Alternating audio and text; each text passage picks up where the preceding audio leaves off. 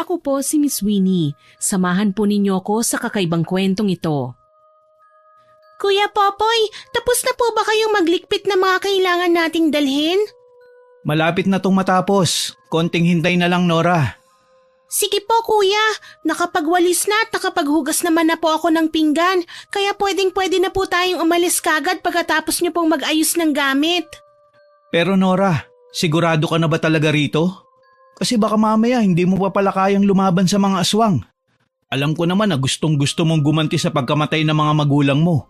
Pero kung hindi ka pa sapat na handa, lalo na sa edad mo, mas mabuti nang ipagpaliban na muna natin. Naku kuya, nakita niyo naman po kung gaano ako kagaling makipaglaban, diba? Kayo po ang nagturo sa akin. At saka may sapat na kaalaman ako sa panggagamot at sa pagiging albularyo kagaya ni ina. Kaya sa tingin ko naman po kayang-kaya ko na po. Iba kasi ang pakikipaglaban sa mga aswang sa totoong buhay. Puro ensayo lang tayo, saka ako lang naman ang kalaban mo. Paano kung makakita ka ng totoong aswang tapos matakot ka bigla? Sus, kayang-kaya ko na po yan, kuya. Maniwala po kayo sa akin. Hindi po kayo magsisisi na isasama niyo ako sa laban mo sa manananggal na yan. Walang takbuhan o kaya iyakan kapag nakakita ka na talaga ng totoong aswang, ha? Wala talaga. O siya, sige. Patapos na ako rito sa inaayos ko eh. Ang gawin mo, kunin mo na ang mga gamit mo sa loob ng kwarto mo at saka lumabas ka na. Hintayin mo na lang ako sa motor natin dun sa labas. Sige po, kuya. Masaya kong kinuha ang mga gamit ko sa aking kwarto.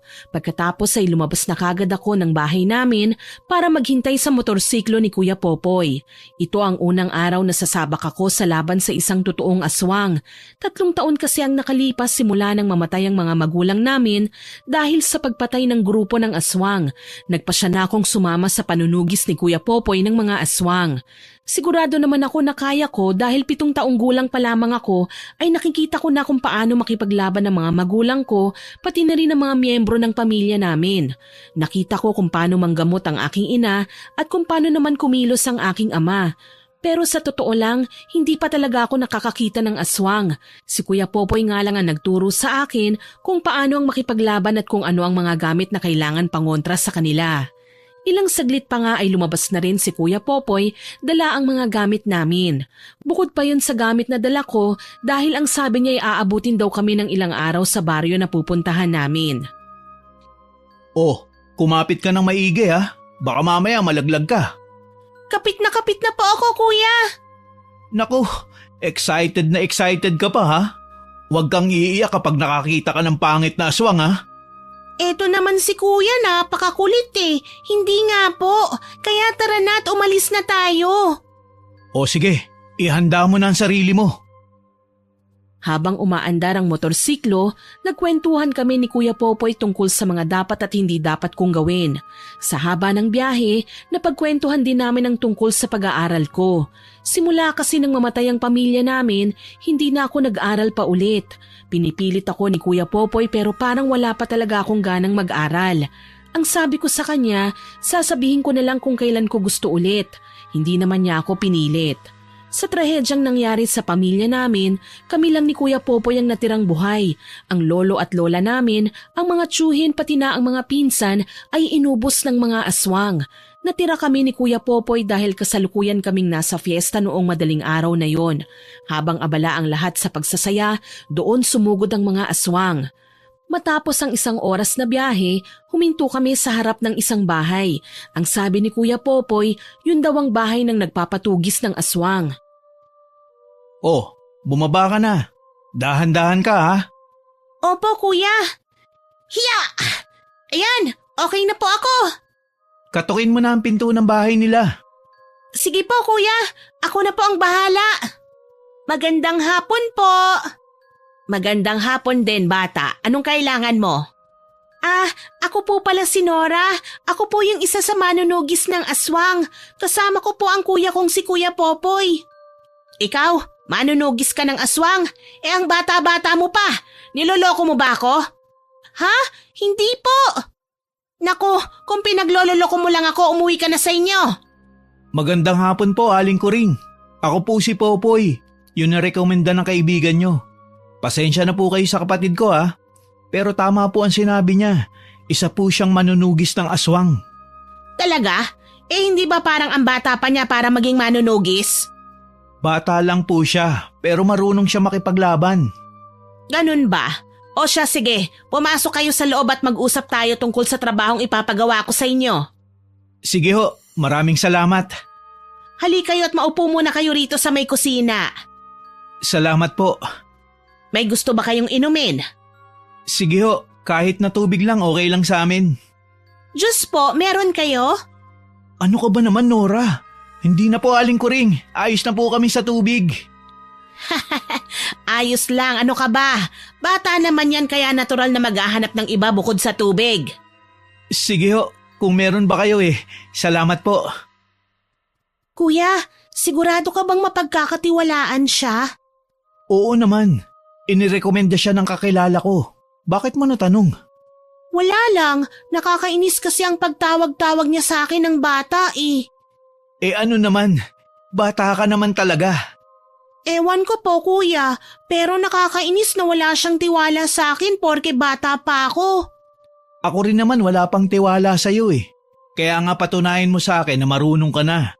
Para sa susunod, isasama kita ulit. At saka walang magiging problema kung sakaling susugurin na natin yung baryong matagal na nating gustong sugurin. Kaso hindi pa nga natin alam kung saan yun Huwag kang mag-alala, Nora. Darating din ng araw na malalaman din natin kung saan ang baryong yun. Basta ngayon pinayagan na kitang sumama sa akin. Magsanay ka na para kapag nalaman natin, handang-handa ka na. Oh, mga bata, heto na ang juice nyo. Maraming salamat po, Aling Kuring. Parang napakalayo ng agwat nyong dalawa, ano? Opo. 10 taon ang pagitan ng mga edad namin, Aling Kuring. Mag-isa lang sana ako kaso sumabit pa itong si Nora Masaya namang magkaroon ng kapatid, pero mukhang makulit itong si Nora. Opo, may kakulitan nga po talaga itong kapatid ko. Hindi naman ako makulit. Makulit po, no? Kaya nga sana kaya nga niyang makipaglaban sa mga aswang. Bukod sa bata pa siya babae pa. Hindi ka ba natatakot na isama siya? Isasama ko po siya para masanay siya. Hindi ba dapat nag-aaral siya? Ayun nga po Natatakot po siya mag-aral. Nagkaroon kasi siya ng trauma. Kung hindi niyo mamasamain, pwede ko bang malaman kung bakit? Kasi importante talaga ang pag-aaral. Personal na po kasi yun, Aling Kuring. Pero hindi ko naman pababayaan ang kapatid ko. Alam kong darating ang araw na mahihikayat din siya mag-aral ulit. Kung sa bagay, kwento niyo yan at hindi ko na dapat pang pakialaman. Nire-respeto ko ang desisyon niyong itago. Ang mabuti pa po, pag-usapan na natin yung tungkol sa manananggal. Ay oo nga, yung manananggal na tutugisin ko, pumatay na ng 2 buntis. Nung una, akala namin nakunan lang talaga at nagkaroon ng komplikasyon yung babae kaya namatay. Pero sa pangalawang pagkakataon, nawala ang buntis madaling araw nang mamamalengke sana siya. Buong araw hinanap pero hindi mahanap. 1 linggo rin bago natagpuan ang nabubulok niyang bangkay sa may kagubatan. Wakwak ang tiyan niya at wala na ang sanggol. Ang nakakapagtaka lang doon ay kung bakit tuwing papasikat na ang araw tsaka niya ginagawa. Pwede pong papasikat na kasi ang araw saka pa lang siya nakahanap ng biktima. Tama ka dyan. Baka nga ganon. Pero ano't ano man sana mahuli niyo kagad kung sino ba ang aswang na gumagawa nun bago pa mahuli ang lahat. Marami pa namang buntis ngayon sa baryo namin. Sige ho, kami na po ang bahala. Pero bago po yun, pwede po bang malaman kung may mga bagong salta po rito sa baryo nyo? Wala naman. Kaya nga pinagtataka namin kasi ngayon lang nagkaroon ng mga ganitong problema. Kahit na wala namang bagong salta sa baryo. Kung ganun, mga pinakamatatanda po. O siya, sige. Ililista ko ang mga pangalan ng pinakamatanda sa baryo namin. Pinakinggan kong maigi ang usapan nila kuya at ni Aling Kuring pero ang hirap palang intindihin. Napapakamot na lang ako at nagkukunwaring naiintindihan ng lahat kahit na hindi naman talaga. Hindi ko alam kung dahil bata pa ba ako o sadyang mahina lang talaga ang utak ko pagdating sa pag-intindi sa sitwasyon. Doon ko na-realize na hindi pala madali ang maging isang manunugis. Nakaramdam na ako ng kaba pero ang determinasyon ko na wag kagad sumuko ang nagtulak sa akin na tumuloy pa rin. Matapos nilang mag-usap, umalis na kami ni Kuya Popoy at nag-umpisa na kagad sa pag-iikot sa baryo. Kailangan mahuli kagad natin ang manananggal sa lalong madaling panahon. Kaya maging mapagmatsyag ka ha. Opo kuya, wag po kayong mag-alala.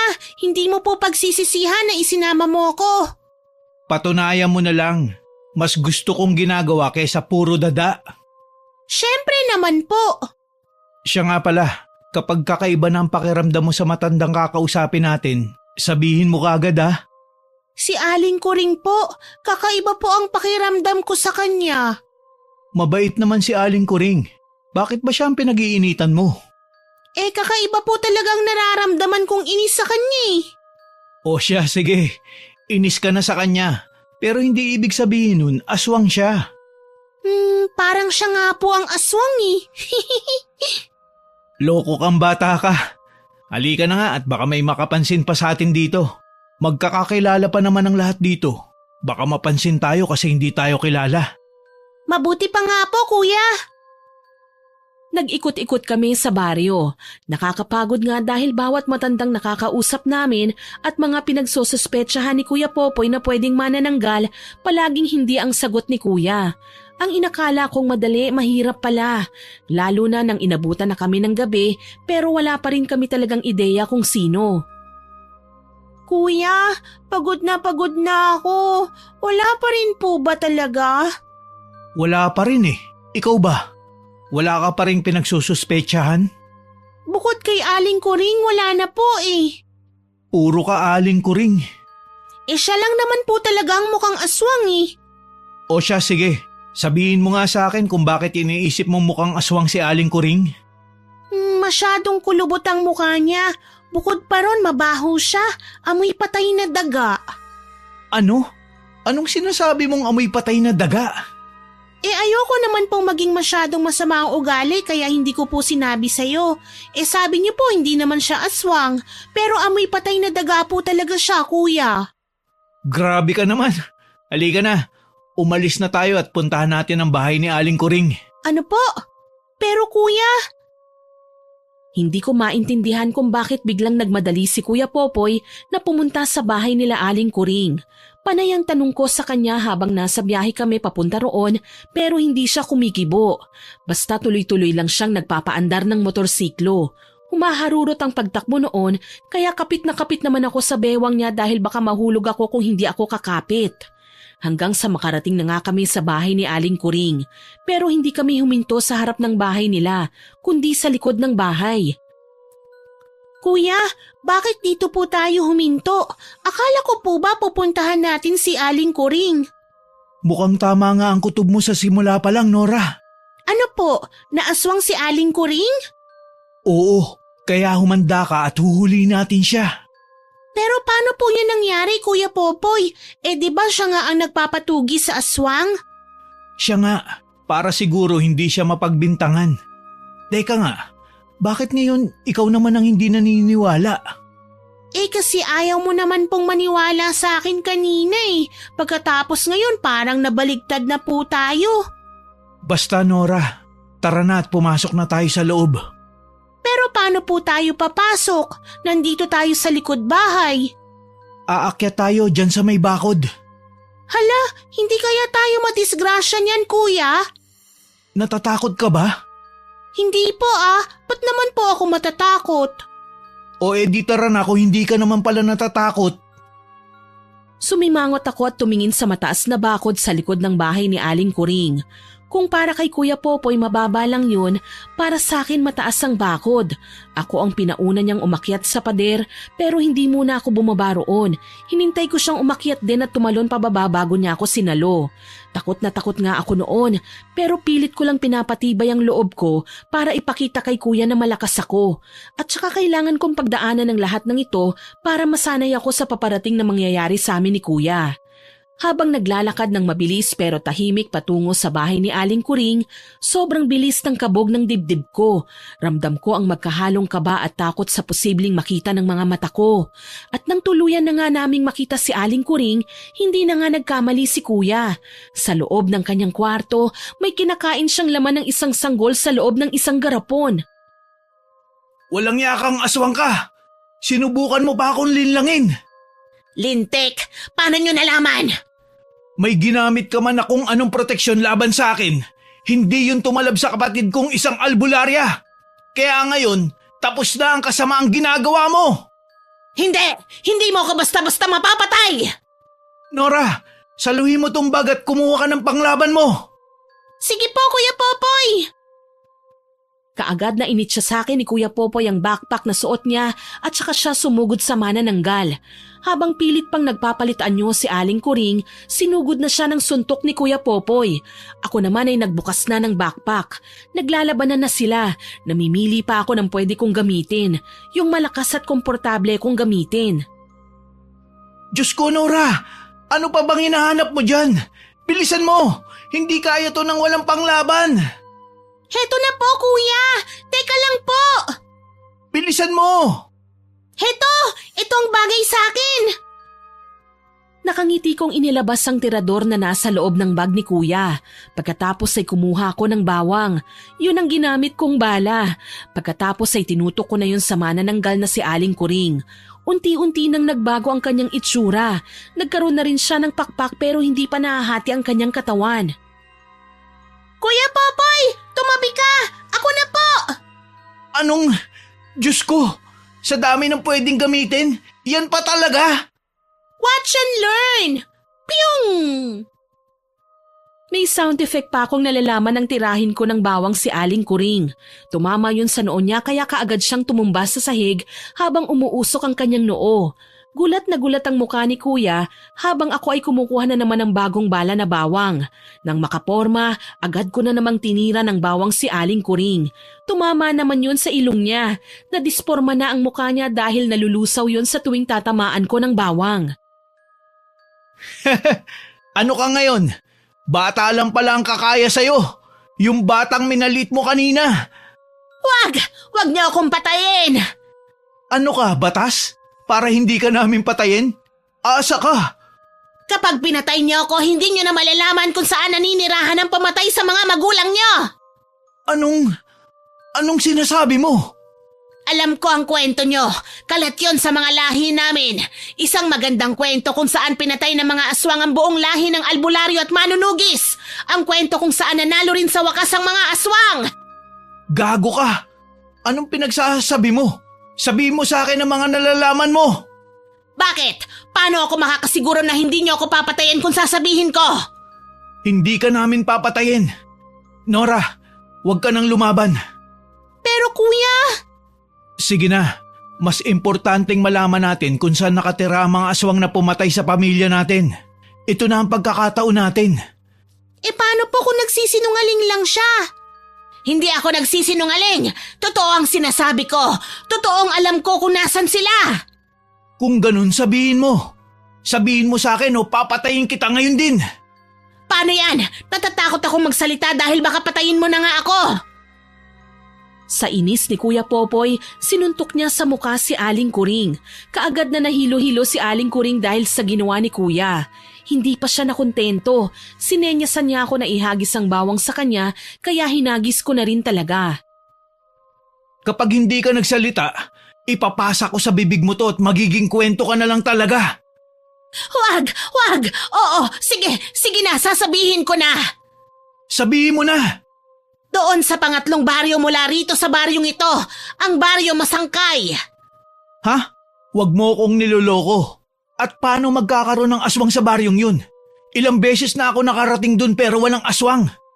Nagtatago sila sa malinis na estado ng baryong yon. Sa loob ng baryo, may liblib na baryo ng mga aswang. Sa likod ng isang mataas na pader na inaakala ng lahat ay wala ng kasunod.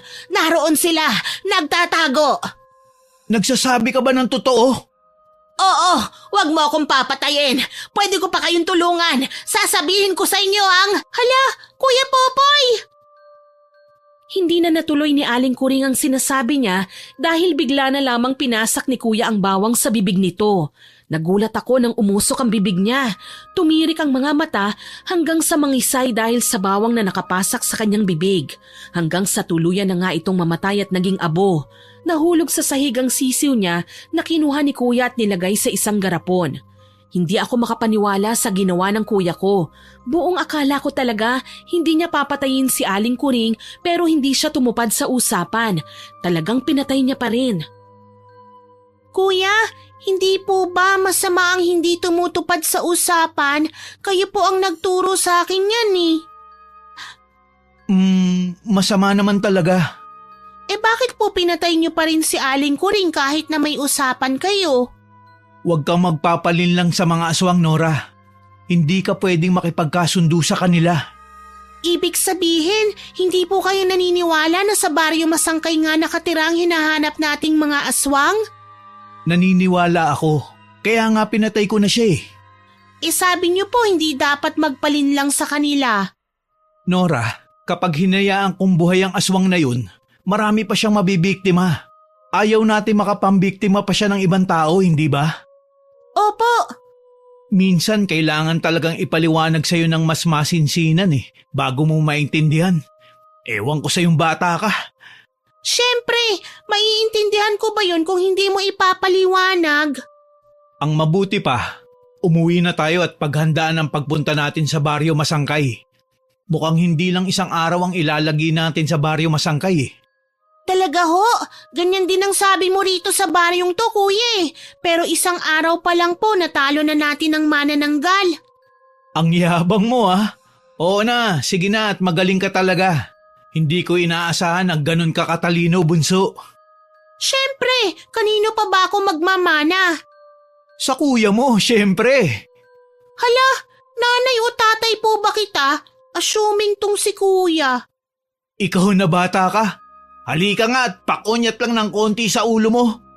Kung mahabol mo pa ako. Bleh! Hindi ko alam kung paanong ang saya-saya namin matapos ang pakikipaglaban namin na yon kay Aling Kuring.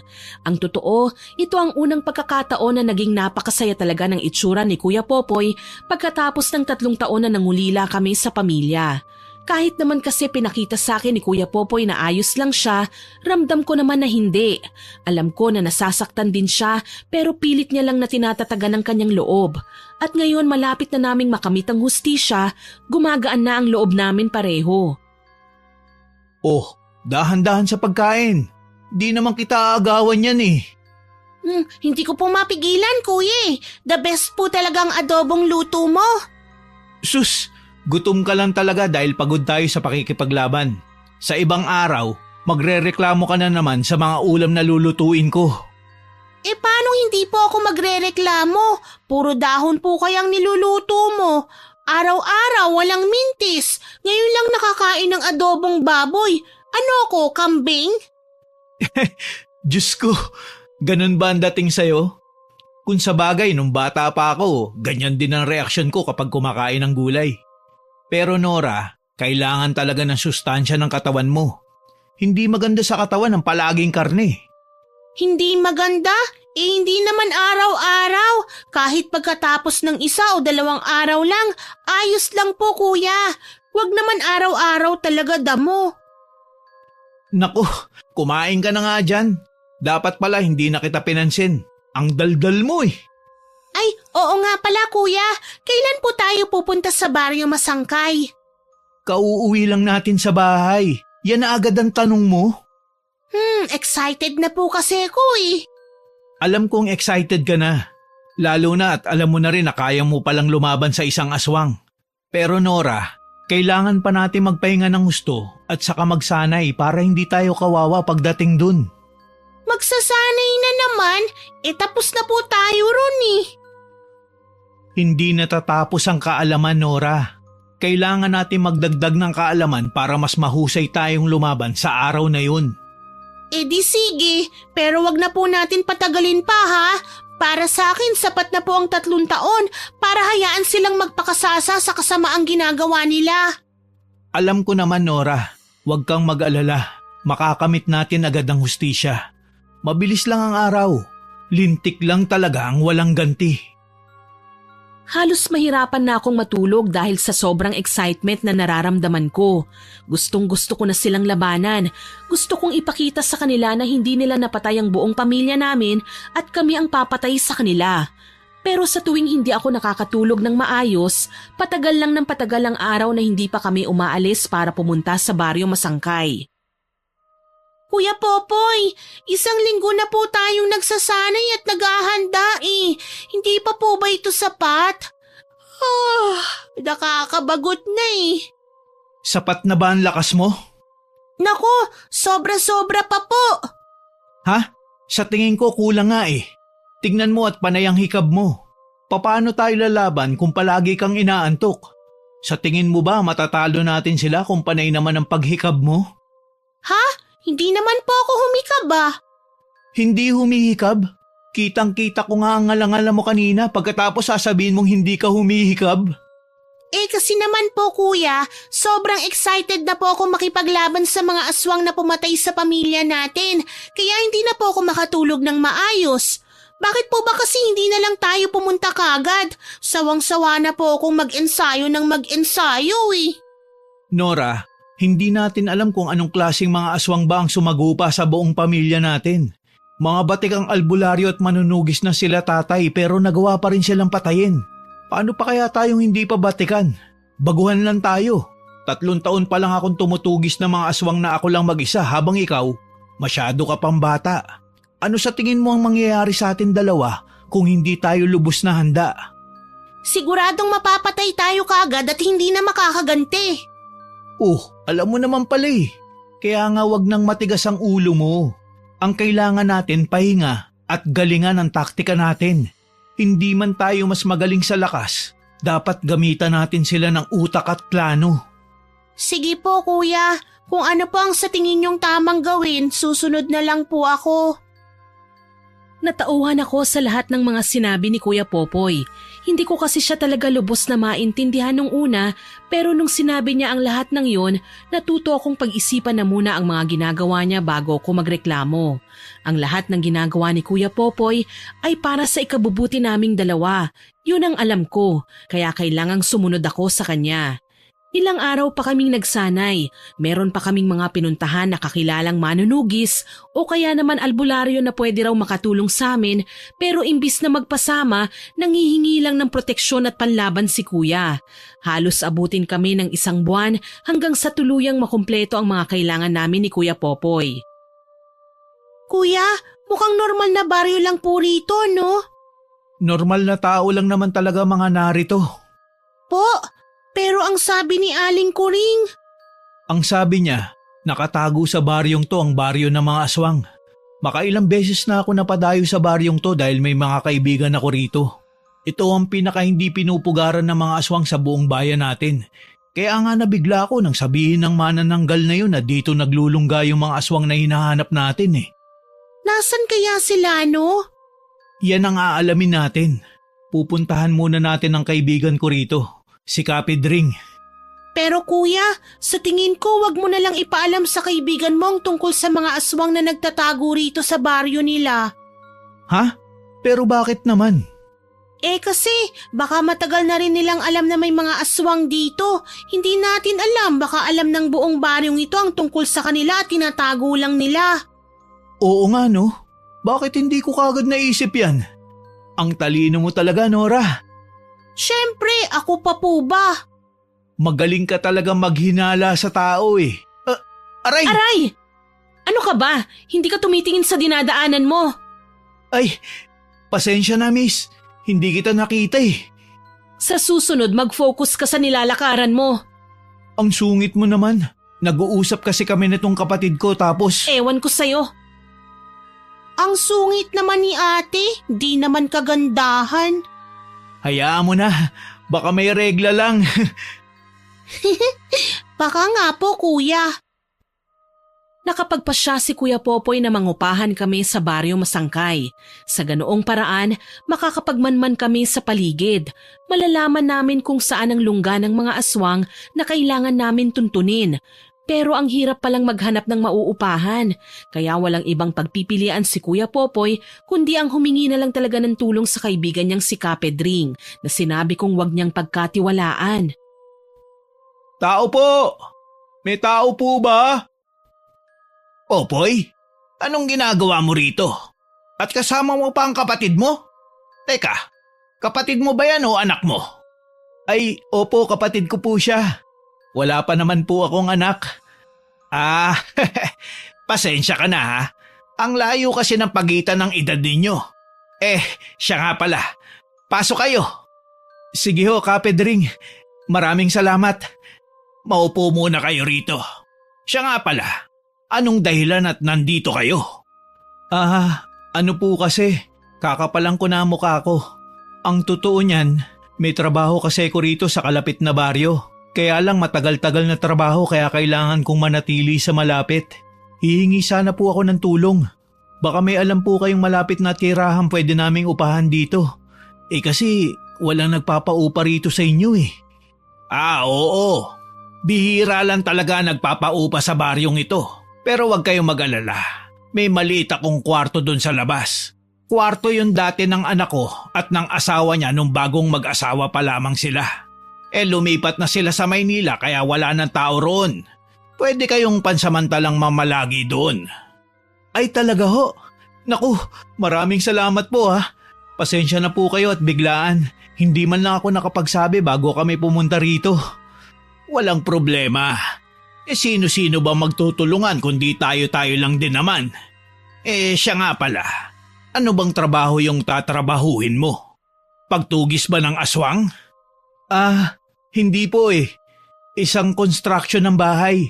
Kailangan ko kasi ng pera ngayon kaya hindi muna ako tumatanggap ng pagtugis ng aswang. Alam mo naman na bilang manunugis, hindi naman po tayo kumikita eh. Sa bagay, tama ka. O siya, sige. Ilan linggo ba kayo ritong mananatili? Kahit mga 1 o 2 linggo lang ho. Kung magkapera na po ako, hayaan niyo po at mag-aabot ako sa inyo. Ay, walang problema. Kahit wag na, para sa inyo yan ang kapatid mo. Salamat ho, Kapedring, pero magbibigay po ako. Siya nga pala, kumain na ba kayo? Taman-tama at maghahapunan na. Nakapagluto na ako ng hapunan ko. Naparami nga ang luto ko. Mamimigay sana ako sa kapitbahay pero kaya pala naparami ang luto ko ay dahil darating kayo. Tamang-tama nga ho. Makikikain na rin po kami ha. Tulad nung unang beses na nakita ko si Aling Kuring, nakaramdam din ako ng kakaiba rito kay Kapedring. Pero hindi kagaya ni Aling Kuring na amoy patay na daga. Wala naman akong naaamoy na kakaiba kay Kapedring bukod sa amoy langis na panghaplas ng mga matatanda. Hindi ko alam kung anong nararamdaman ko, pero ipinagsawalang bahala ko na lang yun dahil baka masyado lang akong OA kung mag-isip. Baka sabihin ni Kuya Popoy, lahat na lang pinaghinalaan ko. Matapos naming makikain doon sa bahay ni Kapedring, dinala niya kami sa bahay na sinasabi niya. Maliit lang talaga ang bahay pero kasya naman kami ni Kuya Popoy. Kumpleto yon, may lababo at banyo rin at saka mga gamit na mukhang ginamit ng anak ni Kapedring. Kuya, magtatagal po kaya tayo rito? Hindi natin alam, Nora. Pero sana hindi na tayo magtagal dahil gustong-gusto ko na matapos tong matagal na nating plano. Sana nga po, no? Sana magawa na natin ng maayos. Sana maipaghiganti na natin ang buong pamilya natin. Oh, bakit bigla ka naman nalungkot dyan? Wala po. Naalala ko lang po silang bigla. Namimiss ko na po sila nanay at tatay eh. Ay, masyado ka pa kasing bata nang mawalan ka ng mga magulang kaya alam kong nasasaktan ka, Nora. Kailangan mo pa rin ang kalinga ng mga magulang. Hindi naman sapat ang kuya. Kuya, sapat po kayo para sa akin. Hindi niyo po ako pinabayaan. Talagang namimiss ko lang po sila. Siyempre, iba pa rin po ang alaga nila nanay at tatay. Namimiss ko na po yung pagkanta sa akin ni nanay kapag pinapatulog niya ako. Yung pagpasan sa akin ni tatay sa likod niya kapag gusto ko. Hay, kung maibabalik lang sana natin ang buhay nila. Gusto mo bang maglakad-lakad na muna sa labas habang nakapasan ka sa likod ko? Ay, magandang ideya po yan, kuya. Sige po. Magbihis ka na muna ng pajama at saka ng jacket dahil malamig sa labas. Opo, kuya. Dali-dali akong kumuha ng jacket pagkatapos kong magbihis ng pajama tsaka kami lumabas ng bahay. Pagkalabas, kaagad niya akong pinasan sa likod niya at naglakad-lakad kami sa may gilid ng kalsada kung saan tahimik na. Kakaunti na lamang ang mga taong nakakasalubong namin, mga galing yata sa trabaho. Habang naglalakad, hindi ko maiwasang humikab. Nakakaantok ang lamig ng hangin at ang pagheles sa akin habang nakapasan ako sa likod niya. Pero ang inaakala kong payapang paglalakad sa labas, mabubulabog ng isang kaluskos na mula sa damuhan kung saan malapit lang kaming naglalakad. Hala, kuya, ano po kaya yun? Teka, pakinggan natin ulit. Doon po banda, kuya. Oo nga no, ano kaya yun? Tignan po kaya natin para malaman natin. Naku, ikaw talagang bata ka. Baka mamaya may aswang pala dyan, hindi tayo handa. Kuya, parang anduwag mo naman. Meron po akong dalang bawang. Ano? Nagdala ka? Opo, nandito sa bulsa ko. Ikaw talaga, mas manunugis ka pa kaysa sa akin eh. Pero hindi na natin kailangan ng bawang dahil may pangontra na tayong anting-anting. Bakit natatakot pa po kayo? Binibiro lang kita. Ikaw naman kasi, masyado ka matapang kay bata-bata mo pa. Ayaw mo yun, kuya? Hindi naman. Pero minsan kasi yan sobrang katapangan nawawala na sa lugar. Kaya ilugar mo ang katapangan mo. Saan po ba dapat ilagay ang katapangan? Naku, pahihirapan mo pa ako magpaliwanag eh. Halika na nga at tignan na natin. Kuya Popoy, ano po kaya yun? Ha? Saan? Ayun po oh, may mga parang ilaw. Ha? Oo nga. Maliliit na ilaw. Parang apoy. Hala kuya, baka yan po yung hinahanap nating baryo ng mga aswang. Oo nga. Puntahan na po natin. Anong pupuntahan nyo? Ay palaka! Hala, bakit nandito po kayo? Kayong dalawa, anong ginagawa nyo rito? Gabing-gabi na. Naglalakad-lakad lang kami. Ikaw nga dapat ang tinatanong ko kung bakit nandito ka. Kababae mong tao, nandito ka sa damuhan na mag-isa ka lang? Pakialam mo. Di pakialam mo rin ba sa ginagawa namin dito? Hay nako, bahala kayo dyan. Basta wag lang kayo pupunta ron sa mga may ilaw. Yari talaga kayo. Bakit? Ano bang meron sa mga ilaw na yun? Wag mo nang alamin, masisira ang buhay mo. Hindi tayo gagalawin yan hanggat nandito tayo sa baryong ito. Teka lang miss, baka pwedeng malaman kung ano yung mga ilaw. Naku, close ba tayo? At saka sino nga pala kayo? Hindi ko kayo kilala. Ako si Popoy. At ito naman ang kapatid kong si Nora. Kaibigan ako ni Kapedring. Pwede ko na bang malaman kung ano yung mga nakikita nating ilaw mula rito? Hindi porket nagpakilala ka, close na tayo. Isa pa, pagkatapos mo kong sungitan pabalik, gusto mo sagutin ko ang tanong mo? Asa ka? Teka lang miss. Uy, sandali. Kuya, wag niyo na po siyang pilitin. Baka mas lalong hindi siya sumagot. Parang may alam siya, no? Opo, sa tingin ko po mas okay po kung akong kakausap sa kanya. Ha? Paano mo naman siya kakausapin? Basta po, ako ang bahala. Kakausapin ko po siya. Lumingon ako pabalik sa mga ilaw na nakikita namin ni Kuya Popoy. Medyo malayo yun mula sa kinatatayuan namin pero alam ko at sigurado kung yun na nga ang baryo ng mga aswang. Malakas ang kutob ko at hindi ko na pwedeng pagdudahan yun. Si ate na panay pagsusungit sa amin, alam ko rin na may alam siya at gagawin ko ang lahat para masagot niya ang tanong namin ni Kuya. Kung kinakailangan ko siyang gamitan ng cute powers, gagamitan ko siya. Hindi na namin masyadong inusisa ang mga ilaw na nakikita namin. Sa halip ay umuwi na kami dahil baka kung ano pa ang makita namin doon. Hindi pa naman kami handa, wala kaming dalang panlaban. Pagka-uwi sa bahay, agad kaming natulog. Kuya Popoy! Kuya, gising na po! Bakit ba? Maaga pa naman eh. Hindi po tayo dapat nag-aaksaya ng oras. Bumangon ka na po dyan. Ay, oo na. Ito na at babangon na nga.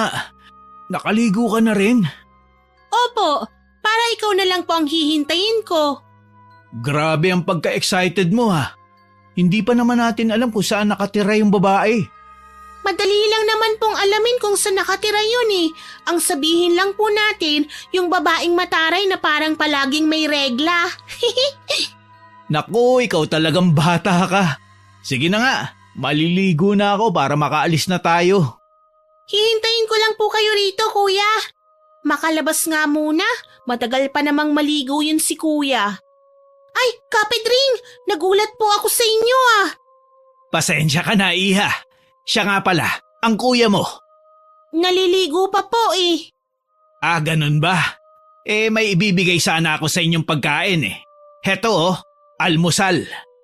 Hala, hindi na po sana kayo nag-abala pa. Nako, walang problema. Sobra naman ang pagkain na niluluto ko palagi eh. Mabuti nga't nandito kayo para may kasalo ko sa pagkain. Sige po, maraming salamat po, Kapedring. Siya nga pala, pwede ba ako magtanong, Iha? Nagtatanong na naman po kayo eh. Ay, oo nga no. Ano kasi, nakita ko kayo ng kuya mo na lumabas kagabi kahit gabing-gabi na. Saan kayo nagpunta? Bakit niyo po natanong? Wala naman. Kasi gabing-gabi na. Delikado na ang daanan kapag ganong oras. Alam nyo naman siguro yun dahil mga manunugis kayo. Alam naman po namin, Kapedring. Na-miss ko lang po kasi naipasan ako sa likod ng tatay ko po. Kaya ayun, nagpapasan po ako kay kuya. Ah, ganun ba? Sa susunod, wag na kayong lumabas ng ganong oras dahil hindi nyo alam ang pwede nyong makasalubong. Sige po, Kapedring. Huwag po kayong mag-alala. Kung lalabas man po kami, may pangontra naman po kami. Mabuti kung ganun. Pero po sa pagkakaalam ko po, di po ba walang aswang sa baryo nyo? Wala ngang aswang.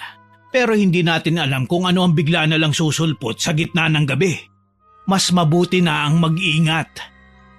Sige po, Kapedring. Salamat po sa paalala.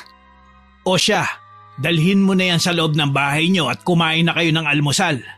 Baka mahuli pa sa trabaho ang kuya mo. Siya nga pala, sasama ka ba sa kanya o maiiwan ka rito? Sasama po ako, Kapedring. O siya sige, mag-ingat kayo ha. Lalo ka na. Opo. Matapos akong pangaralan ni Kapedring, iniwanan niya ako ron at saka umuwi na ng bahay niya. Habang ako naman ay pumasok na pabalik sa loob. Bala ko pa naman sanang makipagchismisan sa labas para naman makakuha ng impormasyon kung saan nakatira yung ate na masungit. Kaso natakam din ako sa pagkain kaya mas gusto kong unahin ang kumain ito. Pagpasok ko sa loob, katatapos lang din maligo ni Kuya Popoy. Nagtaka siya nang makitang may bitbit akong Tupperware. Oh, saan galing ang dala mong pagkain? Galing po kay Kapedring. Lumabas lang ako para sana magpahangin. Pero nakasalubong ko siya kaya hindi ko na po natuloy. Mabuti na yun dahil baka maligaw ka sa labas. Hindi naman po ako maliligaw. Naku Nora, hindi mo sigurado. Baka mamaya maligaw ka dyan sa labas kapag hindi mo ako kasama. Sa susunod wag kang aalis nang hindi nagpapaalam sa akin ha. Opo, kuya. Ang mabuti pa, kumain na tayo. Sige po, kuya. Kaya lang, hindi pa po ba tayo dapat na maghinala kay Kapedring?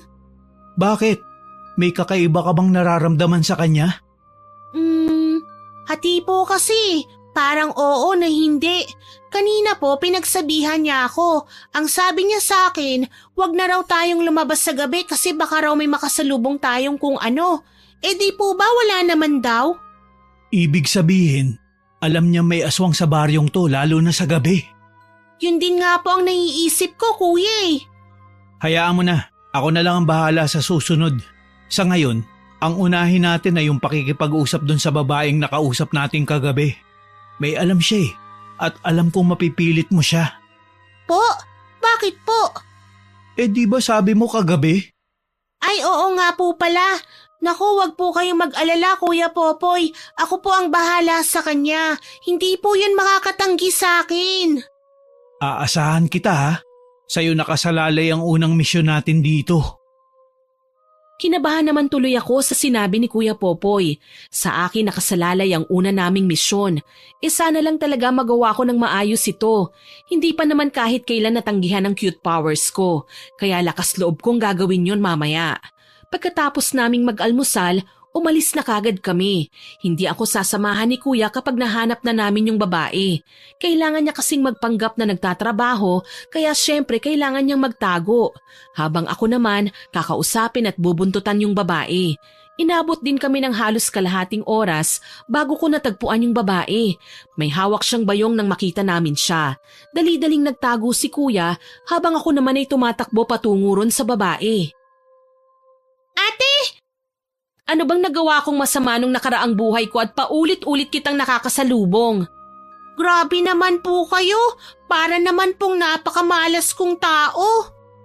Ay, bakit ba kasi? Ate, alam niyo po kasi, sayang at maganda po sana kayo kaya lang masungit kayo eh. Huwag po kayong magsungit. Alam kong maganda ako kahit masungit ako. Kung wala ka nang sasabihin, aalis na ako. Teka lang po ate, ano po kasi, saan po kayo pupunta? Bakit? Susundan mo ko? Opo.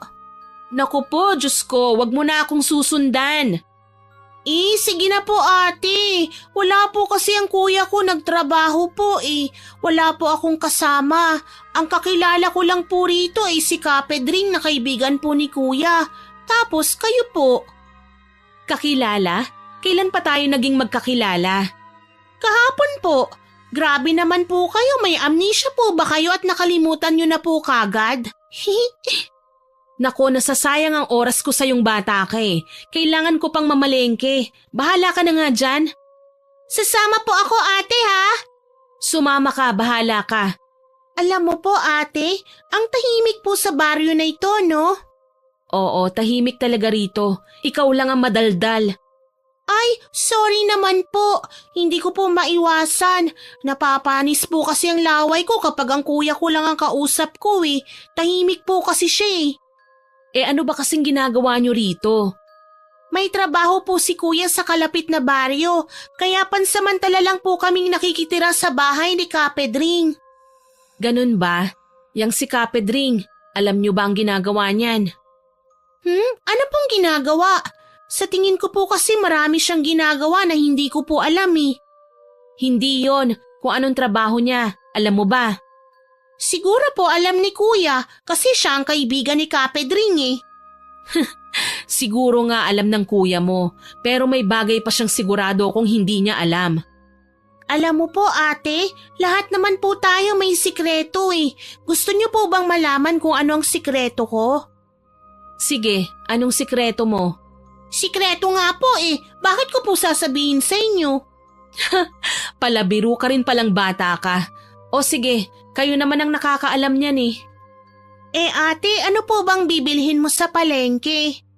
Ulam para sa tanghalian. Bakit mo natanong? Pwede po ba akong makikain? Hay, kaloka kang bata ka. Ganyan ka ba talaga? Ano pong ganyan ate? Pinanganak po akong ganito, oo. Ang ibig kong sabihin, kahit hindi mo kilala sinasamahan mo at gusto mo pang makikain ha? Wala po kasing pagkain dun sa bahay namin eh. Tapos po natatakot po akong kasama si Kapedring. Kagaya nga po ng sinabi mo, parang may something po talaga sa kanya. Hay, ibig sabihin hindi mo talaga alam. Kuya mo lang ang nakakaalam. Nang alin po ba kasi yun ate? Hay, sa bagay, hindi nga naman talaga ipapaalam sa isang bata ang mga ganong klaseng bagay. O siya, sige, kumain ka na sa bahay mamaya. Lola ko lang naman ang naroon eh. Yay! Sabi ko na nga ba mabait po kayo ate? Ay, teka lang, ano bang pangalan mo? Nora po, ikaw po ate. Tawagin mo na lang akong Ate Girlie. Sinasabi ko na nga ba, wala talagang makakatanggi sa cuteness ko. Hindi niya rin talaga natiis ang pagiging cute ko at hinayaan na lang din niya akong sumunod ng sumunod sa kanya. May tinatago rin pala siyang kabaitan. Tinatago niya lang sa kasungitan niya. Sunod lang ako ng sunod sa kanya. Mula sa palengke hanggang sa makauwi na siya ng bahay. Hindi ko nga alam kung nasa na si Kuya Popoy eh. Sa loob ng bahay nila, naroon nga ang lola niyang nakaratay na sa higaan. Hindi na ito nakakabangon pa pero nakakapagsalita naman. Ate, ang sarap niyo po palang magluto. Ang sarap po nitong sinigang na bangus. Salamat, alam ko naman eh. Eh nga pala, pwede naman dun ka na kumain sa labas, doon sa kusina. Okay lang po. Gusto ko pong kausap ang lola niyo eh. Mabait po kasi siya. Saan mo ba napulot ang batang yan? Ang daldal, yan ang gusto kong kasama sa bahay. Maraming kwento. O di po ba? Gusto niya po akong kausap? Nako, nakahanap ng kadaldalan ng lola kong madaldal rin. E ano bang pinag-usapan nyo? Kung ano-ano lang, apo, tungkol sa mga sikreto ni Nora. Ano? Sinabi mo kagad kay lolang sikreto mo, pero sa akin hindi?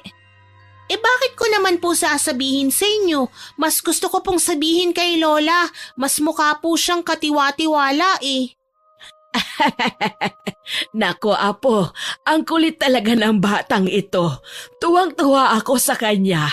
Pero Nora, mabait naman ang apo ko. Pwede mo siyang sabihan ng mga sikreto mo. Mukha lang masungit yan pero sobrang bait niyan. Tignan mo nga at inaalagaan niya pa ako. Kaya nga po eh, mabait naman po si Ate Girlie. Pero, tsaka ko na lang po sasabihin sa kanyang sikreto ko. Tama yan. Huwag kang basta-basta magtitiwala. Sumunod-sunod nga yan sa akin eh, tapos walang tiwala sa akin. Naku, hindi mo masisisi ang bata kung bakit natatakot sa'yo. Eh ganyan ka kasi kasungit. Nagtatampo lang ako. O sige na nga po Ate Girlie, sasabihin ko na po ang sikreto ko. Wag na, baka sumama pa ang loob mo. Sasabihin ko na nga po eh, ayaw niyo po ba? Sige na, sabihin mo na. Eh baka hindi po kayo maniwala sa akin eh. Sabihin mo na, wag mo nang patagalin pa. Sige po. Ano po kasi, ang totoo po niyan, hinahanap po namin yung lungga po ng mga aswang. At alam ko kung nasaan. Teka, totoo ba yung sinasabi mo? Hinahanap niyo talagang lungga ng mga aswang? Opo, may ginawa po kasi silang napakasama sa amin eh. Sobrang sama. Nako Nora, wag kang ang magbiro ng ganyan. Hindi po ako nagbibiro ate. Apo, mukhang hindi biro yun. Sa totoo lang, sinabi ko nga kung saan. Ano po? Sinabi niyo sa bata kung saan? Naku naman Lola, baka mamaya puntahan nga talaga nitong si Nora ang lugar na yun. Eh kasama naman daw niya ang kuya niya. Baka sakaling makawala na tayo sa sumpa ng mga aswang na yan kapag pinuntahan ng mga manunugis na kagaya ni Nora at kuya niya ang lungga na yun. Kaagad na kumunot ang noo ni Ate Girlie sa sinabi ni Lola Lita tsaka bumaling ng tingin sa akin. Ngumiti ako ng malawak, yung abot hanggang sa tenga ko at sigurado akong makukyutan siya sa akin. Pero mukhang hindi na ito umepekto dahil matapos naming kumain at nakalabas na kami ng kwarto ni Lola Lita, doon na niya ako pinagsabihan. Nora, sabihin mo nga sa akin ang totoo. Totoo ba yung sinasabi ni Lola Lita na mga manunugis kayo ng kuya mo? Opo, totoo po yun. Pero sikreto lang po ha. Baka magalit po kasi ang kuya ko kapag nalaman niyang sinabi ko po sa inyo eh. Diyos ko naman, bakit hindi mo sinabi kagad sa akin kanina? Eh sikreto nga po eh, bakit ko po sasabihin? Ikaw na bata ka? Magaling ka pala talagang umarte. Sinungaling ka pala? Hala po ate, masama po ang magsinungaling. Hindi po ako nagsinungaling sa inyo. Hindi ko lang po kagad sinabi, sinungaling na kagad. Ganun pa rin yun. Kagabi nung nakita ko kayo ng kuya mo sa may gubat kahit gabing-gabi na, nagmamanman ba kayo ron ha? Hindi po, pinasan niya lang po ako sa likod at may narinig kaming kaluskos sa may damuhan, kaya naisip naming tignan. Eh hindi naman po pwedeng basta na lang kaming susugod sa lungga ng mga aswang kung hindi naman namin alam kung nasaan yun. Ay, Nora, hindi biro ang pagtugis sa mga aswang na yon. Malalakas na uri sila ng aswang. Bata ka lang at ang kuya mo. Sa tingin ko hindi pa nga siya ganun kabihasa eh. Hindi niyo po yun sure. Magaling po ang kuya Popoy ko sa labanan. Hay, bakit niyo ba ginagawa ito kung ganun? Para po maghiganti sa kanila. Ang mga aswang na yun, sila po ang dahilan kung bakit ulila na kami ng kuya ko. Totoo bang sinasabi mo, Nora? Opo, hindi po ako sinungaling. 3 taon na po naming pinaghandaan ito para lang mahanap ang lungga nila. Alam kong gusto niyong gumanti sa mga aswang na yon, pero hindi niyo kakayanin. Ang buong baryong ito, suportado ng mga aswang na yon. Ano po? Paano pong suportado nila? Ibig sabihin pati po kayo? Hindi, kinasusuklaman ko ang mga aswang na yon, pero wala akong magawa dahil sa taglay nilang lakas. Sa tindi ng lakas nila, nakapatay sila ng pamilyang batikang albularyo at manunugis. Ate Girlie, kami po yun. Pamilya niyo yun? Opo, kaya po gagawin namin ni Kuya ang lahat para mapatay sila. Uubusin namin ang kahuli-hulihang lahi nila kahit pa sabihin niyo pong malakas sila. Malakas sila, pero daig ng matalino at wais ang mga malalakas. Yan po ang sabi sa akin ng kuya ko. Kung ganon, dadaanin niyo sila sa talino, pero buong baryo ang kalaban niyo. Ano po bang problema sa mga taga-baryo niyo po? Bakit nila kinakampihan ng mga aswang? Dahil malaki ang swerteng bigay ng mga aswang na yun dito sa amin. Sa bayan namin, ang baryo namin ang pinakamayaman at pinakakilala dahil sa reputasyon nito. Ang mga aswang ang dahilan kung bakit yumaman ang baryo namin. Sa pamamagitan po ng ano? Hindi lang kasi sila basta-basta aswang, para silang kulto. Malalakas sila, nag-aalay rin sila ng mga tao sa pinakapinuno nila. Kaya kayo, mag-iingat kayo kay Kapedring dahil isa siya sa mga leader. Aha! Ibig sabihin po, tama nga ang kutob ko na may kakaiba sa kanya. Hindi pala siya isang manunugis ng aswang. Kung ayos lang sa'yo, dalhin mo ang kuya mo rito. Mag-uusap kami. Sige po, dadalhin ko po talaga siya.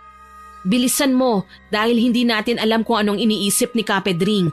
Baka bigla na lang niya kayong traidorin. Ihahatid na kita kung nasa ng kuya mo.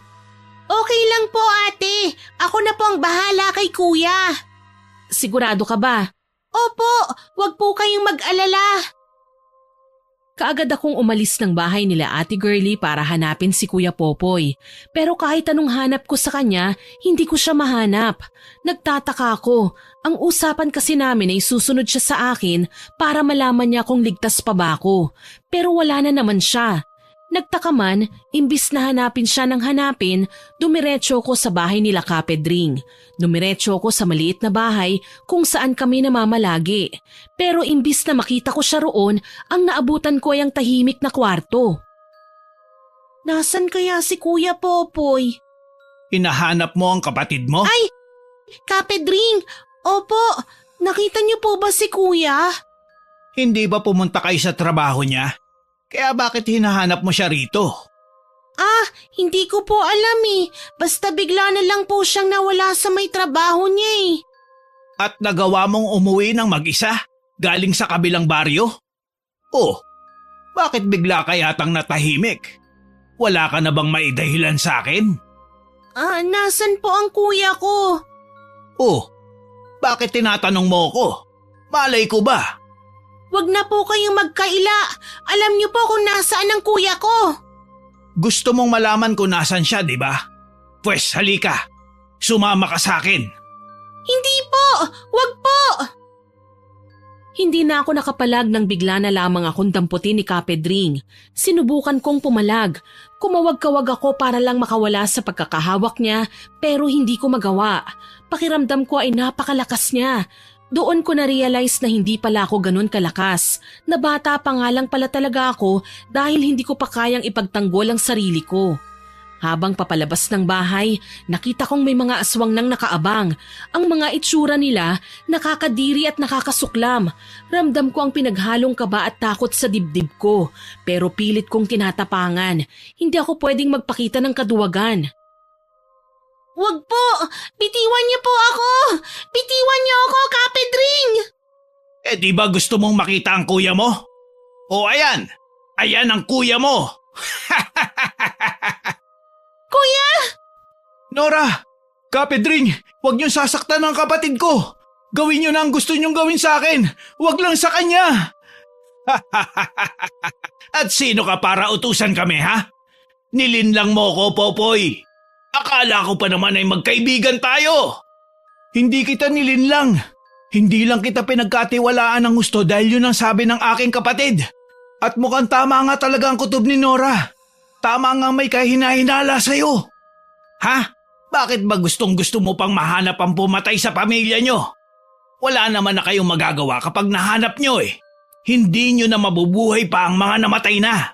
Kaya dapat magpatawad na lang kayo. Ikaw kaya ang pinatayan ng pamilya. Sa tingin mo ba kaya mo magpatawad? Popoy, Diyos nga nagpapatawad eh. Wala kayong Diyos. Mga demonyo kayo. Naku, ang dami mo pansatsat.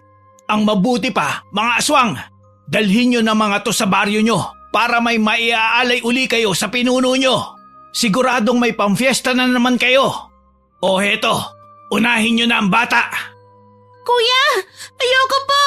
Kuya! Wala na akong magawa kundi ang umiyak. Nawala ang lahat ng tapang na nasa katawan ko dahil sa sobrang takot. Pakiramdam ko wala na kaming magagawa. Ang lahat kasi ng plano namin ay pumalpak ng dahil lang sa isang pagkakamali. Habang bitbit kami ng mga aswang, nanonood lang ang mga tao sa paligid. Lahat sila ay parang mga demonyong nakatingin sa amin. Nakangisi at masaya dahil may nahuli na naman silang tao. Pero ang mas kinabahala ko ay nang makita ko si Ate Girlie na nakatayo mula sa malayo. Pasensya ka na, Nora. Akala ko matatapos na ang matagal na natin pinapangarap na pagganti sa mga aswang. Pero mukhang tayo ang nayari. Mukhang imbis na makaganti, susunod tayo kay nanay at tatay. Kuya Popoy, ang bilis niyo naman pong sumuko. Ano pa bang magagawa natin? Nakagapos na tayo rito sa labas at sa napakalaking puno pa. Ang daming mga nakapaligid sa ating mga aswang. Paano pa tayo makakatakas? Di po ba ang sabi mo, daig ng madiskarte at matalino ang mga malalakas? Oo nga, pero sa sitwasyong to, may magagawa pa ba tayo? Kuya Popoy, gusto niyo po bang itakwil tayo ng pamilya natin na nasa langit na dahil hindi man lang tayo lumaban? Ano naman po ang mukhang ihaharap natin sa kanila? Mag-isip ka, kuya. Ngayon natin gamitin ang talino natin. Ay, oo nga. O siya, sige. May naiisip ka bang paraan? Kuya, watch and learn. May binabala ka? Hoy, Mamang Aswang! Mamang Aswang! Pilit kong tinatawag yung mga aswang pero hindi sila lumilingon sa akin kahit na anong tawag ko sa kanila.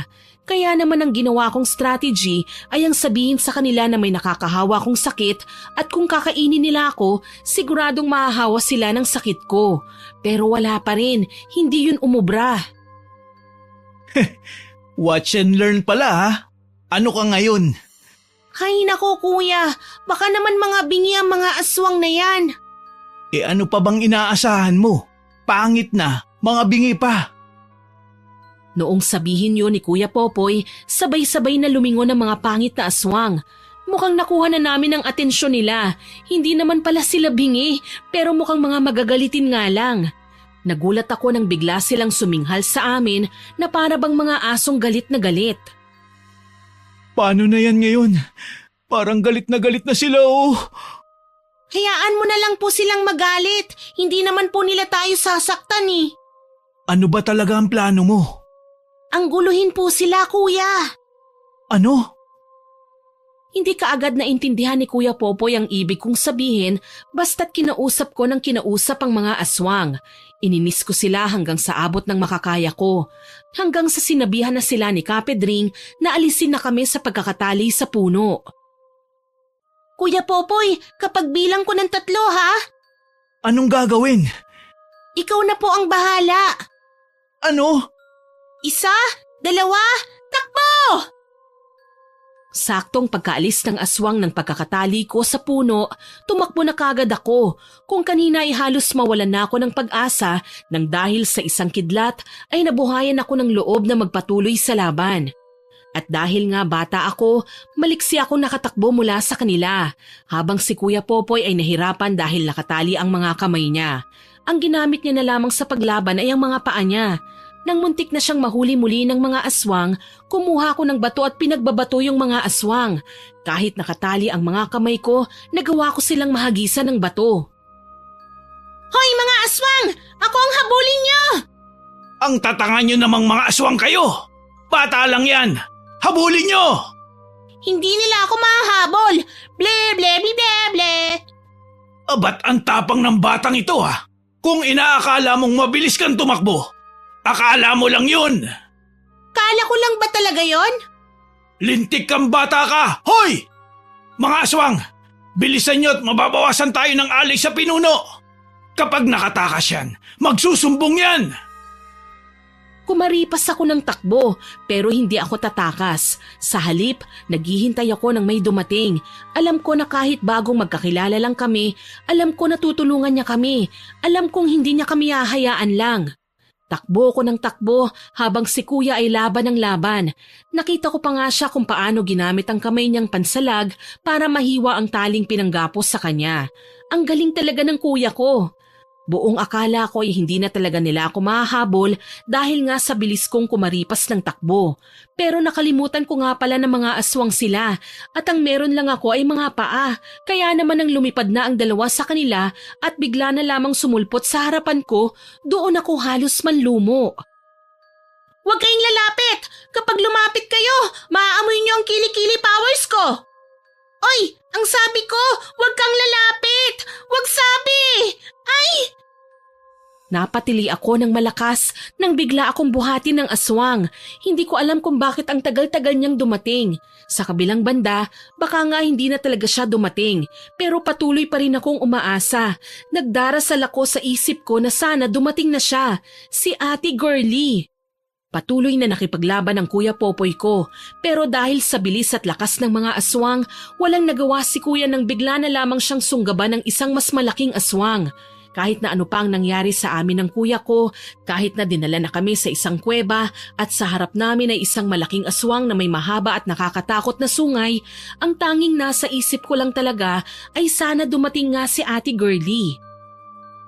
Mahal naming pinunong aswang, heto na po ang handog namin sa inyo. 2 mga tao na nanggaling sa pamilya ng mga albularyo at manunugis.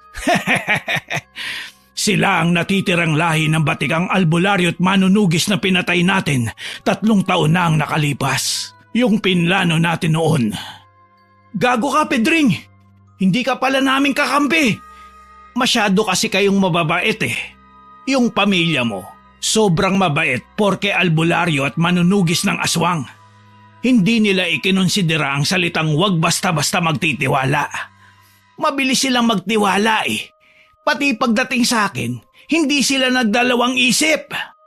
Hindi ka ba kinikilabutan sa mga sinasabi mo? Hindi ka ba natatakot na baka itong mga aswang na ito ay ginagamit ka lang din? Ginagamit lang naman talaga nila ako eh. Hindi naman ako magpapagamit kung hindi rin naman ako makikinabang, hindi ba? Ang tawag dito ay isang negosyo. Ha? Walang sinasanto mga aswang. At yan ang malaking pagkakamali mo. Magkaibigan kami ng pinuno. Magkasosyo kami sa isang negosyong ganito. Imposibleng hindi kakainin yan. Tignan mo. Nabigla na lang si Kapedring nang batuhin ni Kuya Popoy ng isang maliit na bato ang ulo ni Kapedring. Kaagad na nasugatan yun at tumagas ang dugo. Pagkatagas nun ay unti-unting narinig ang alulong ng mga gutom na aswang sa loob ng kuweba. Hayok na hayok sila sa dugo. Kaya naman nagmamadali silang tumakbo patungo kay Kapedring. Anong nangyayari? Anong ginagawa niyo sa akin? Hindi kami basta-basta makakain ng mga aswang dahil sa suot naming mga anting-anting at mutya. Hindi mo ba alam? Ikaw, lakas loob kang pumasok sa lungga ng mga aswang na wala man lang proteksyon. Ano sa tingin mo ang mangyayari kung masusugatan ka? E di pagpepiestahan ka nila? Wag! Wag pakiusap! Wag! Wala nang nagawa pa si Kapedring nang tuluyan na siyang lapain ng mga aswang na pinagtatanggol niya. Mukhang matagal-tagal na rin mula nung huling nakakain ng laman ng tao ang mga aswang na ito. Kaya naman nang makaamoy sila ng masarap na amoy ng dugo, hindi na sila nakapagpigil pa. Kahit padugo yun at laman ng kanilang kaibigan, hindi nila sinanto. Para sa kanila lamang tiyan din ito. Nakakadiring panoorin kung paano nila inubos ng husto si Kapedring. Ultimo ang buto ay sinagad nila. Sarap na sarap sila. Kuya Popoy, paano tayo makakatakas? Parating na sila. Naririnig mo ba? po. Pakinggan mo, parating na mga taong kanina mo pa hinihintay.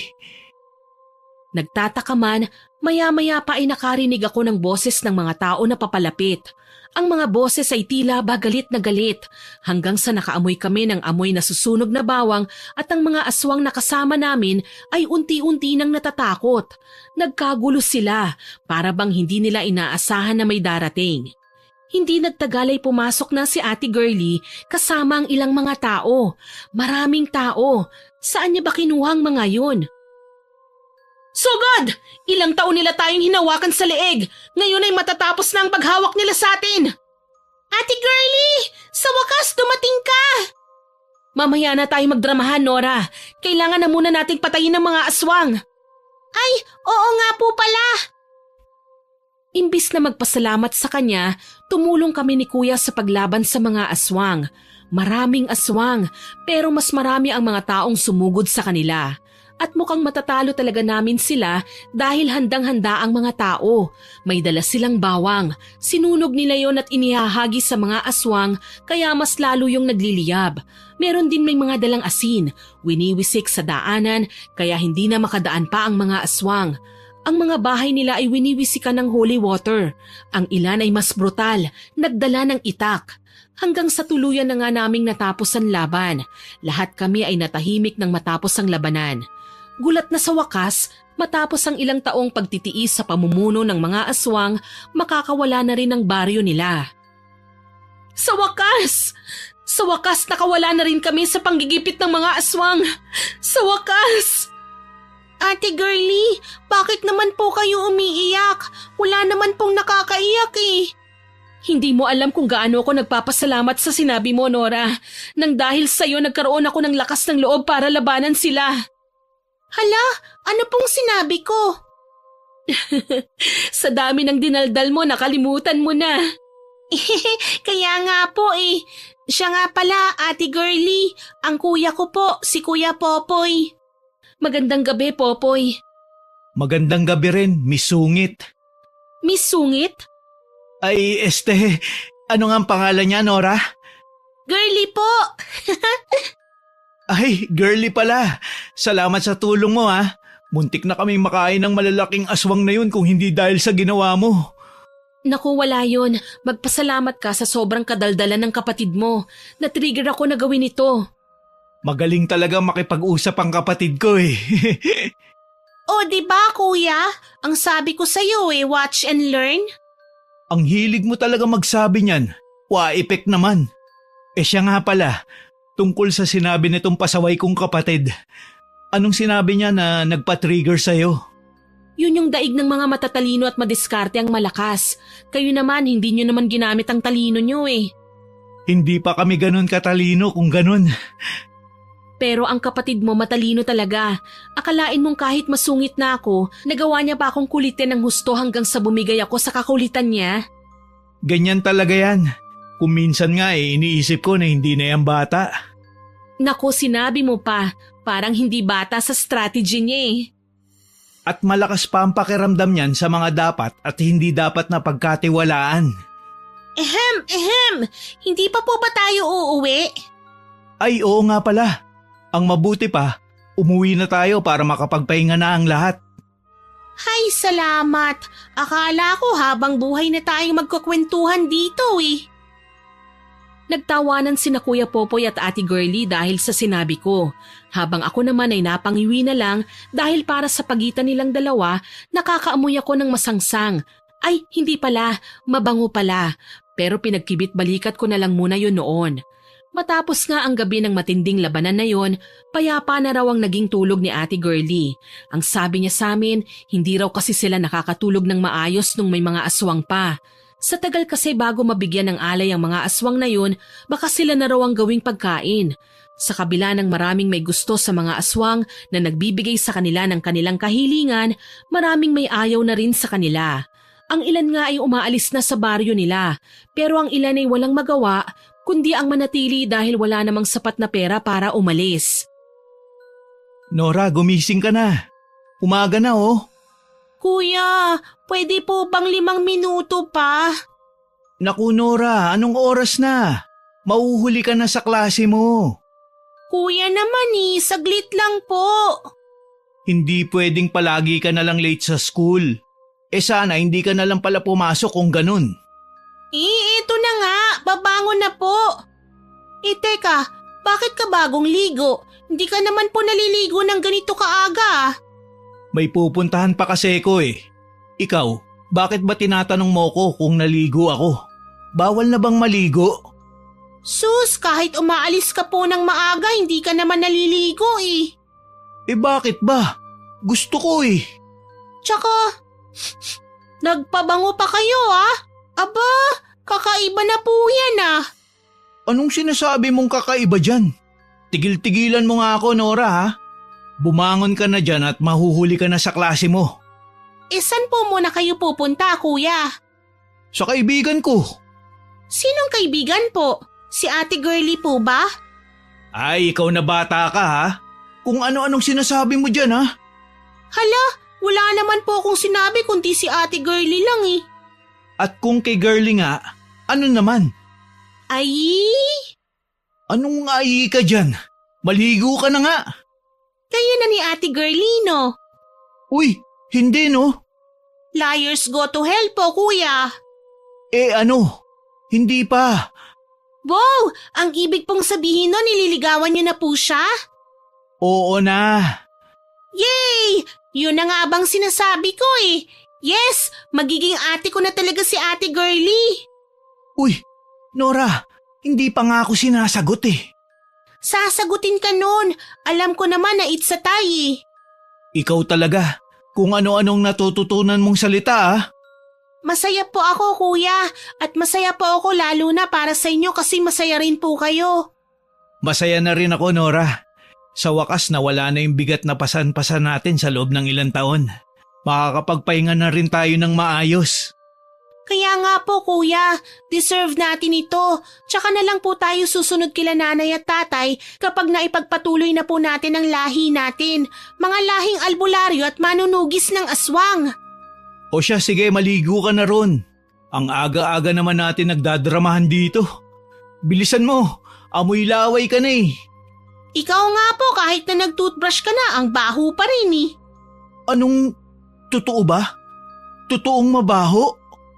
Opo, kuya. Sobrang baho po. Amoy bagang. Wala naman Ikaw talaga. Ang lakas ng trip mo, no? Joke lang po. Ligo na po ako, kuya. Ikaw talaga, Nora. Halika nga rito. Happy ang ending ng kwento namin ni Kuya Popoy. Ay, hindi pa pala. Hindi pala happy kaagad kasi marami pa namang kaming pagsubok na mararanasan. Mahirap magsanay bilang isang albularya lalo na kung wala namang nagtuturo sa'yo. At saka nahihirapan din kami sa mismong agos ng buhay. Sa ngayon ay 2 dekada na po ang nakalipas. Si Kuya Popoy at Ate Girlie ay nagkatuluyan at nagkaroon sila ng 10 anak. Opo, ganun sila kasipag sa paggawa ng anak, habang ako ay nagkaroon pa lamang ng kasintahan. Hanggang dito na lamang po. Babalitaan na lang po namin kayo sa mga susunod naming pakikipagsapalaran. Sana po ay nagustuhan niyo ang kwentong ito, pero hindi pa po tayo tapos dahil oras na para sa ating shoutout. Shoutout po kay Annalyn Potestas at sa mga office mates niya na sina SV, Ronel, Gerald, Jenjen, Debbie at Hassan. Kay Miss Maymay Hernandez, hello po ma'am. Kay Juvian at Laarni from UAE. Kay Miss Ruth Chua at sa mga kasamahan niya dyan sa Cavite, happy listening po. Kay Sir Richard Alan Magayones at sa Magayones family at Reynaldo Bingo Rama from Cavite. Kay Sir Tamano Pansod, kay Mangyan Vlog, kay Lily Pino, kay Miss Lea Sumayang at sa mga office mates niya na sina Hana, Lea, Jelly, Lisa May, Ma'am Leanne at Ma'am MJ. Hello po sa inyo dyan sa Davao.